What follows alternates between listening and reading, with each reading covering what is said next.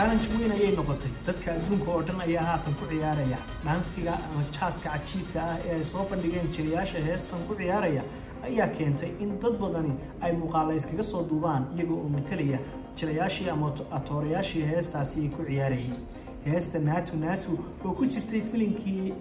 RRR oo isagu ugu dhiisu noqday filim guuleystay ama hid ah ayaa iyadu si gaar ah oo ka duwan filimkii waxay noqotay hees dadka adduunka oo dhan ay isku xujeeyaan ama ay isku challenge gareeyaan iyadoo oo ciyaarta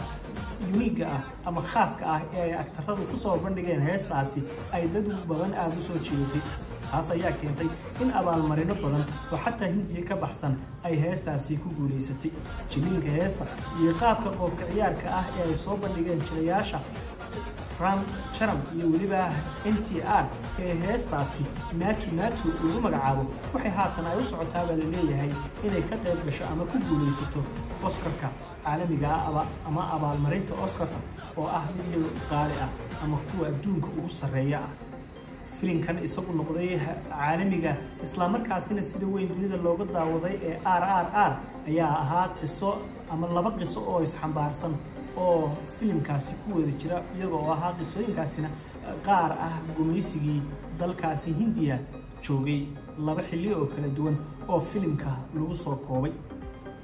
filimkan ayaa ahaa mid action ah isla markaasina jilayaashu ay door laxaadla ay qaateen jilayaasha ayaa si energy iyo waliba tamar badan ku jirto dhammaan filimkan actionka ugu soo bandhigay afcaashii loo diray ama actioniskii ay sameynayeen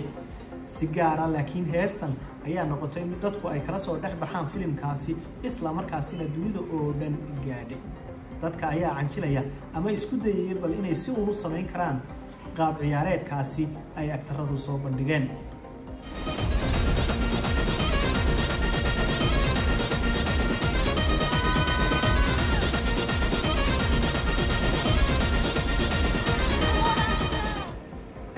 Kirivani oo ahaa isku dubridaha filimka iyo waliba heesta oo laga wareystay filimkan iyo waliba heestan sida ku soo baxday ayaa sheegay in heestan guriga ay ku horduubayeen ee qasriga ah ee barxadiisa lagu hor ciyaaraya uu yahay dhismaha rasmiga ah ee uu degan yahay madaxweynaha dalka Ukraine iyada oo waliba uu sheegay in la duubay heestan 2021 waa ka hor intaanu dalka Ruushka ku duulin dalka Ukraine